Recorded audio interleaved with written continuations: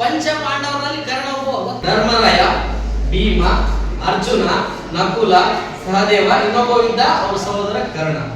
ಅವ ಕರ್ಣ ಅಂತ ಯಾಕೆ ಹೆಸರು ಬಂತಂದ್ರೆ ಆತ ತನ್ನ ತಾಯಿ ಕುಂತಿ ದೇವಿ, ಪಾಂಡುರಾಜನ ಹೆಂಡತಿಯಾಗಿರ್ತಕ್ಕಂಥ ಕುಂತಿ ದೇವಿ ಇದ್ದಾಳಲ್ಲ, ಕುಂತಿ ದೇವಿ ಮಂತ್ರ ಹೇಳ್ತಿರ್ತಾಳ, ಕಿವಿಯಿಂದ ಹುಟ್ಟಿರ್ತಾನ ಮಗ. ಕಿವಿಯಿಂದ ಹುಟ್ಟಿದಂತ ಮಗ ಯಾರಪ್ಪ ಅಂದ್ರೆ ಕರ್ಣ. ಅದಕ್ಕೆ ಕರ್ಣ ಅಂತ ಹೆಸರು ಇಡ್ತಾನೆ. ಕರ್ಣ ಅಂದ್ರೆ ಏನು? ಸಮನಾರ್ಥಕ ಪದ. ಕಿವಿಗೆ ಇನ್ನೊಂದು ಹೆಸರು ಏನು ಕರೀತಾರೆ? ಕರ್ಣ. ಆಕೆ ಏನಿರ್ತಾರಂದ್ರು ಹಿರಿಯರೊಬ್ರು ಪೂಜ್ಯರು ಬಂದಿರ್ತಾರ, ಅವ್ರ ಮನೆಗೆ ಒಬ್ರು ಸ್ವಾಮಿಗಳು ಬಂದಿರ್ತಾರೆ. ಕುಂತಿ ಇನ್ನ ಮದುವೆ ಆಗಿರಲ್ಲ. ಅವಾಗ ಅವ್ರ ಮನೆಗೆ ಸ್ವಾಮಿಗಳು ಬಂದಾಗ ಆ ಸ್ವಾಮಿಯ ಸೇವೆ ಮಾಡ್ತಾರೆ.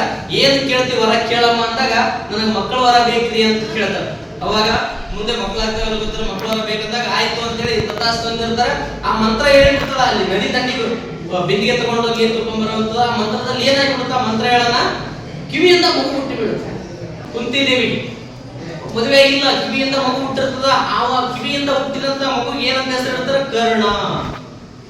ಈಗ ಮದುವೆ ಆಗಿಲ್ಲಲ್ಲ, ಮಗು ಆಗೈತಂತ ಜನ ಊರಲ್ಲಿ ಏನ್ ತಿಳ್ಕೊತಾರ? ತಪ್ಪು ತಿಳ್ಕೊತಾರಿಲ್ಲ. ಮಗು ಹೆಂಗ್ ಬಂತು ನಿಂದು ಅಂತ ಆ ಕುಂತಿ ದೇವಿ ಕೇಳ್ತಾರಿಲ್ಲ. ಅದಕ್ಕೋಸ್ಕರ ಆ ಕುಂತಿ ಏನ್ ಮಾಡ್ತಾಳ, ಆ ಕಿವಿಯಿಂದ ಜನಿಸಿದಂತ ಮಗು ಇತ್ತಲ್ಲ ಅದನ್ನ ಒಂದು ತೊಟ್ಟಿ ತರ ಮಾಡಿ ಅದ ಮಗು ಇಟ್ಟು ಆ ನೀರಲ್ಲಿ ಬಿಟ್ಟು ಬಿಡ್ತಾಳ. ಅದು ಹೊರ್ಕೊಂಡು ಹೋಗಿ ಬೇರೆ ಕಡೆ ಸೇರುತ್ತಾ, ಮತ್ತೆ ಅವ್ರು ಬೇರೆಯವ್ರ ಮನೆಯಲ್ಲಿ ಬೆಳಿತಾರ. ಅವನು ಕರ್ಣ.